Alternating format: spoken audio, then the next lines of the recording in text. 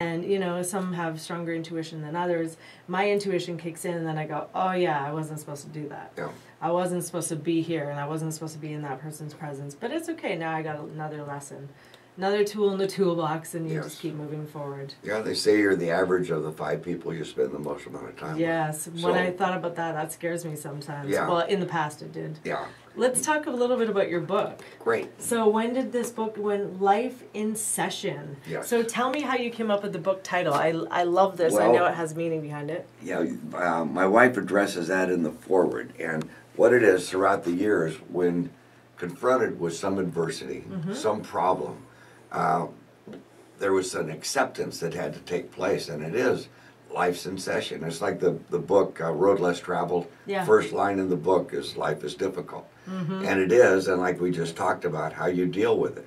And so life in session is a term that I use quite often. What we wanted to do is we wanted it to be a book about service and how much we hoped that the stories in there with the alcoholism and confronting the cancer and dealing with that would be something that gave other people strength and hope. And I've gotten some great feedback already from people that have dealt with alcoholism or illness in their family, and just some great lessons so far. So that was the purpose. We started doing it right about at the first of the year. Okay. And then it probably took, I guess about 5.5 months to put together. Okay. Now, Tom Bleecker, who also did Benny's story, was my co-author. Okay. Tom Bleecker, is it? Tom Bleecker, yeah, a remarkable man. He's a Kenpo black belt. Just was always been a good friend, but we had a lot of things in common. And so, besides martial arts, but him being the co-author was great because he knew exactly where I was coming from. Okay. And we really worked well together. Yeah. And it was kind of a smooth process. Okay. Even right from the beginning, he'd come over and in some cases we'd work 12 hours in one day just doing interviews, and he taped everything. Yeah. And so I was very pleased with the way that it turned out. You know, amazing. Yeah, it was a great process. But 28 years ago, the idea of me being an author would be something I wouldn't have thought was possible. You know, it wasn't anything that was, you know, athletics, playing competitive tennis or whatever the sport is. That I could picture, but being an author wasn't one of them. Congratulations to you. I'm still working on, I'm not going to say I'm trying, I'm still working on writing my book. And it's, you know, it's been on the shelf for a while, and, you know, life keeps happening, and no more excuses. So I keep meeting remarkable people like yourself and Chris Casamassa and Shauna Ferrigno and Tanya Brown and all my friends that have written so many books, and Jesse Sink, he just came out with his book. You guys got to check that out. It's a remarkable story as well. But just so I'm really, you know, pushing forward to finish my book. So thank you for motivating me and inspiring me to do that, because it's something I really, really want to do, just to piece things together and you know, fill people in the story of my life. Great. Yeah, so that's next on the list. All right, outstanding. Thank you. We're gonna. Where do we find your book? Well, a couple places on Amazon. Okay. You can, or our website, which is www.bw, my initials, kenpo.com. Okay, perfect. And it's there. And Dr. Amen, who wrote to the front, he's written like 40 books. Wow. And he's a New York Times best-selling author, and his wife, who I had a private with yesterday, she's also a Kenpo black belt from our school, one of my students. But she's written, I think, now about 10 books herself. Okay. So those are people I spend time with, so that was a motivating factor to get busy. I love it. Yeah, less talking and more action. So. Ah, see, you just heard it. That was actually him talking to me. I heard it. All right. I love it. Okay, how do you become a 10th degree black belt? How does this happen? Well, for 20 years, I declined to be promoted. When Ed Parker died, there was a limited amount of people that had been promoted to 7th degree by him. I was one of those people. Since he died in 1990, and probably at about 94, we formed the American Kenpo Senior Council. Okay. And through that, I was promoted to a ninth degree. Okay. Now, throughout the years, I've had many different situations where people asked me to move up to 10th. And I said, I'm not interested. And then pretty soon there was like 400 people wearing a 10th degree. And I said, it's not a club I want to belong to. Because I didn't feel that in many cases the people had the credentials to be promoted to that rank. So I didn't want to do it. But what happened is many of the people that I have the most respect for in Kenpo, people that are my peers, my good friends, they came together at our event in March and endorsed my promotion to 10th degree. There's a whole section on the book in there. I'm excited. And Tom Bleeker was really instrumental in that as well. He started talking about would John Wooden ever put his less than his best team up in a game, and I said, well, no, that wouldn't be the case. So he really helped inspire me to move up.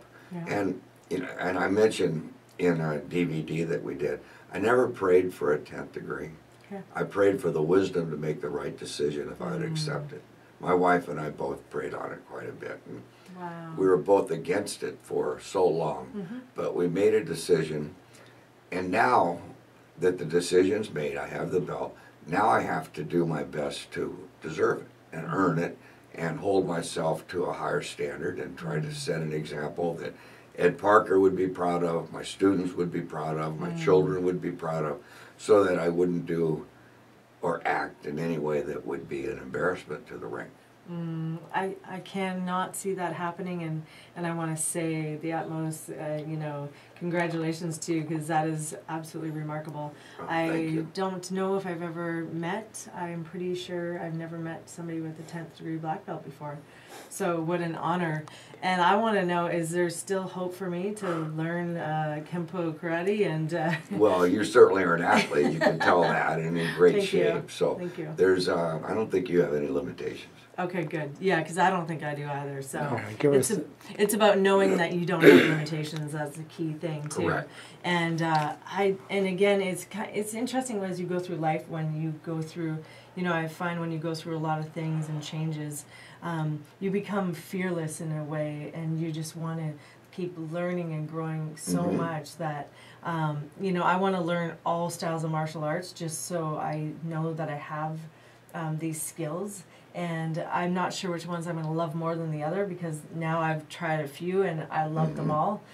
So yeah, it's a tremendous a lifestyle, if you would. Is. I mean, you learn so much about the arts, but you also learn so much about yourself. Oh, you do? Yeah. Yeah, and if you guys have not tried it, and that's a thing too, people are always like, why do you want to fight so much? And I laugh, because because it's not about fighting. It's not about fighting for me. It's about exploring and experiencing and feeling and being able to be heightened in so many different areas of my life in such a way that I can expand and learn about myself.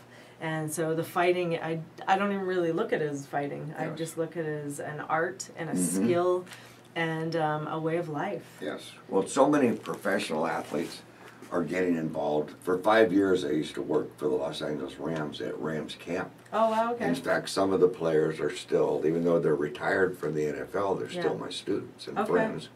And originally I was hired by Garrett Guimon, who was their strength and conditioning coach, because he just wanted to develop the physical skills of developing the weak side of the body, because as you know, in martial arts, you're using everything. Oh, yeah. So we did a lot of left side work and left side flexibility. And so, you know, there's the physical and the mental attributes are so many. Yes. That a lot of the pro athletes are leading in that direction. Yeah, I love it. Well, I'm actually the secretary and the Southern California chapter for the NFL alumni. Nice. We just had an event in Fantasy Springs. Shout out to Carrie Downs at Fantasy Springs. It was phenomenal. And we just had a great time. We had a lot of the NFL former players come out, and we just had a really great time. But, you know, it's so nice to see these guys are in shape still, and these guys working out. And you know, at any age, and that's what we proved too, at any age we can have this. We just had a lady drive us, and 68 years old. She works out 4 to 5 times a week and looks phenomenal. I thought she was in her early 40s. Wow. So, you know, having this as health and fitness and health and wellness and exercise is just a phenomenal thing. I did a training session this morning with one of my senseis, Jennifer Silverstein. She's an amazing woman. And it's funny what you said about using everything, because it's like you'd think I'd never danced before in my life, because I have 2 left feet when I'm doing like side kicks and stuff. So we're doing side kicks and I just can't get the feet to work together. So I was like, how can I not do this? And I was getting frustrated at first, and then she just was like, relax, just take your time, breathe through it, and like you do exercise. And when I applied that principle and that philosophy of what I know, because I've been doing it for decades, exercising, you know, I thought about it and it made sense. So connect together, sweep, come up and kick. Right. And then come back down, plant and ground your body so that you're stable. And it just, when you start to make sense of it, it's a better understanding. Good coaching can take you places. Oh, yeah. That's what they say a coach is. A coach takes you from an existing state to a desired state. And a good coach has the tools to get you there. I like that. I like that. Yeah, that's very true. Yes, that is. That's amazing. Was Mel Owens there when you did the retired NFL players? Was he one of the people? Which one? Mel Owens. Oh, Mel. No. Doki Williams. We had Leroy Irvin. Who else do we have there? John Brown. Brett Miller. There were some good, there were some great guys there, and just amazing people. We've got James Washington, who's the new president of the NFL alumni in Southern California, and Mike Sherrard, he's our treasurer. But we just have fun, you know, and getting out there doing some golf and keeping in shape, and just, you know, of course I'm giving them all my nutrition tips and stuff. They're like, how do you be all buff and be strong and stuff? I'm like, come on, you guys.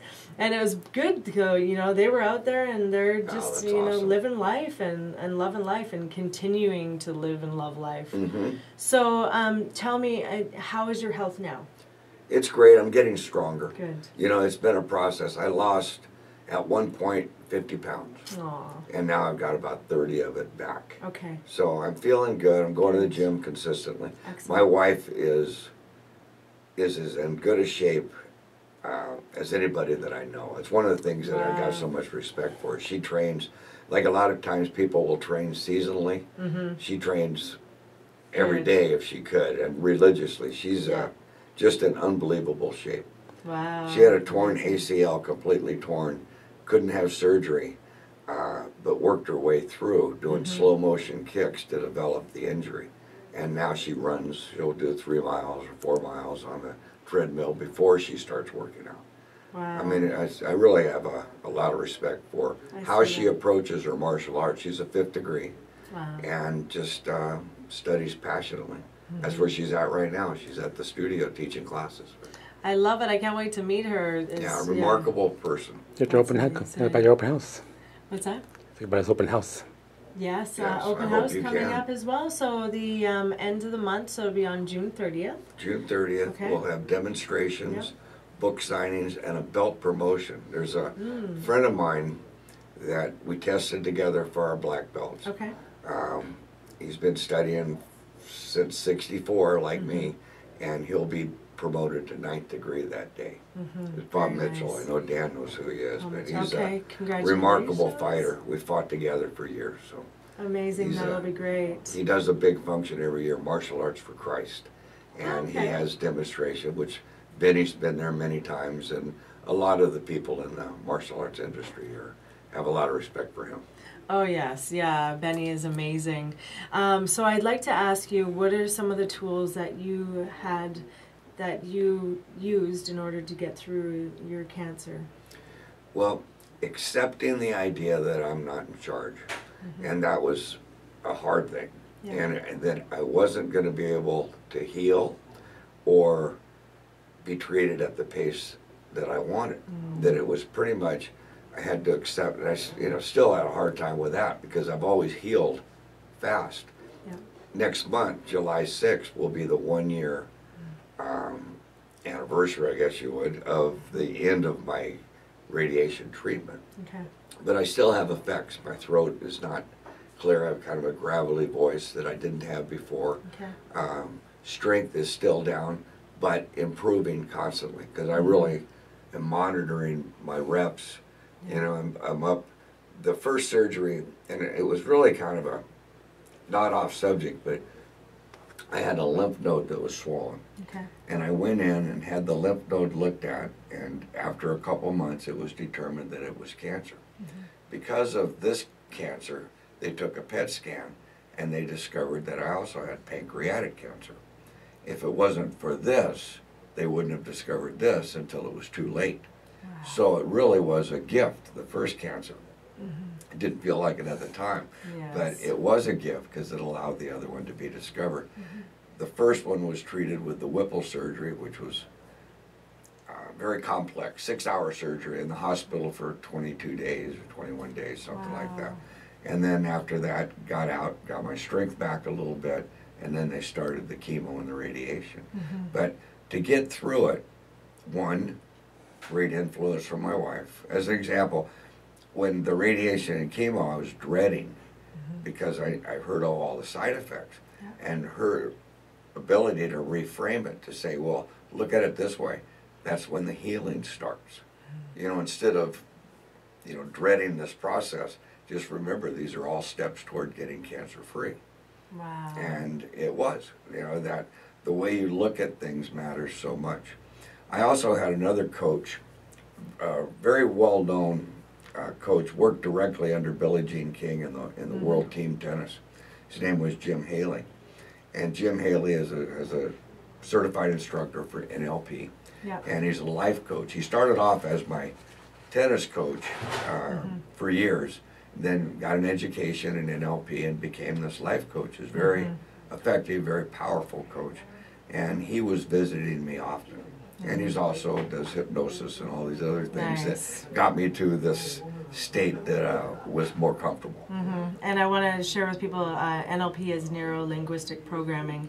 It's, again, having, in a way, shaping and reframing, like you said, just reprogramming our thoughts in a different way and restructuring them. And if you can get around people that know NLP and learn it yourself, it is a phenomenal, phenomenal tool and technique. It absolutely does. And hypnotherapy as well. It does.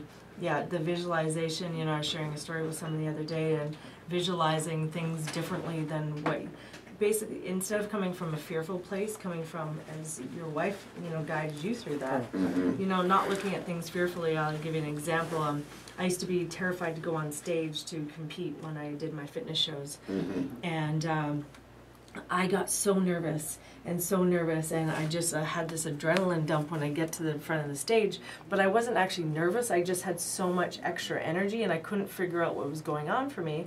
So then I realized what was happening is I was having this adrenaline dump because I really didn't know what to expect out there. So I started to visualize who was in the audience, what it felt like, what it smelled like, all these things, and what it looked like. So I would go in and look at the stage and look at the audience with nobody in it and visualize people in there and hearing voices and loud and heightened and the lights. And as soon as I started doing that with my hypnotherapist, I started prancing out on that stage like no one's business. That was wonderful. You know, and it was just like, wow, this works. But it's just changing and reprogramming the mind because, you know, we play the tape through in a certain way. And we can change that tape. And I love NLP. I think it's phenomenal. I do too. He took me from, at the age of 40, I had stopped competing in karate tournaments. And I started playing tennis. I started late in the ball game, but I really wanted to compete. And he had me in my first tournament. I ended up winning, which I didn't really necessarily wasn't prepared to do. But because of the NLP training, we changed everything. Big difference. I love that. Amazing. And who is that gentleman? His name is Jim Haley. Okay. He has an office in Newport Beach and works with a lot of different athletes. Yeah. He's worked with some MMA people, some NFL players, and just worked wonders. Yeah. We've had many of our people at our studio in preparation for their black belt test will go spend some time with him because he has that ability to get them in a different place. Yeah, absolutely. All right, before we only have a few minutes left, Bob, I would like to know what are the 3 things in your life that are the most significant to you to live a successful life on a daily basis? That's easy. I write it down all the time. I love it. God, family, friends. Okay, if Those you were to 3 say things. 2 more things, what would they be? Because 5 is my favorite number. Service. Service service. more than anything, and then be true to yourself. You know, I think that saying, it's in the recovery programs, but to thine own self be true. Yes. Yeah, and I think if you can feel comfortable looking in the mirror at who you are as a person, and do a daily inventory on your actions and your words, and be pleased with what is played back, then I think it helps make you a better person and help shape your life. I love that. If you could say one thing to your younger self, what would it be? Probably get rid of the ego, because ego is the basis for most of my problems. You know, they say ego is an acronym for edging God out, but it's also, I love this one, it's the anesthesia that deadens the pain of stupidity. I love that. Yes, Yeah, and I love ego that. problems have caused me a lot of discomfort throughout the years and a lot of feelings that weren't necessary. They were self-imposed. Yeah, yeah, I love that. That's amazing. And you know, stripping off that armor that we have on, that false armor, and putting on the God armor, and you know, just again living in the light and the spirit, and being able to be of service to other people, and you know, just each and every day, and living in gratitude. And you definitely live in that. I mean, you've had some, you know, hardships, and it's just you've had an attitude of gratitude, and you've gone through it, and it's just such an honor and pleasure to be with you and Thank hear you. your I story. certainly enjoyed being here. Yeah, Enjoyed talking to you. Thank you so much. And tell us where we find you on social media and where we can find you on your website again, please. I have a couple different Facebook pages. I have Living a Life of Service. Okay. I have Bob White's Karate Studio, and I have my personal website, Bob White. Okay. So I'm easily reached on Facebook. Okay. And then, of course, our website where we have the books is at bwkenpo.com. Perfect. And then we have the invitational coming up, so I definitely, again, I would love to be part of that in any way if Wonderful. I can help. And thank you for all that you do, and congratulations on all your success, and I'll pray for you and keeping healthy, and you know, and Thank you. going on in life, and just being the best you can possibly be. You're an example of that. Yes. We're all examples of something, so I'm glad you could say that. Yeah, and give her a Kenpo salute. All right, we're here. Thank you so much. I know it's this. I always I don't want to get it wrong, especially Yeah. with you in my presence. Yeah, knowledge over power, left over right. Left over right. You guys, thank you so much for being here today with 10th degree black belt Grandmaster Bob White. Check him out on Facebook. Go out and grab the book, and to be inspired daily. Thank you so much for being here tonight, and thank you again to Bob White for being here. My pleasure. Thank you. Thanks, guys, and we'll see you next week on Hollywood Vibes, Sports and Life, and the Power of Voices. Out.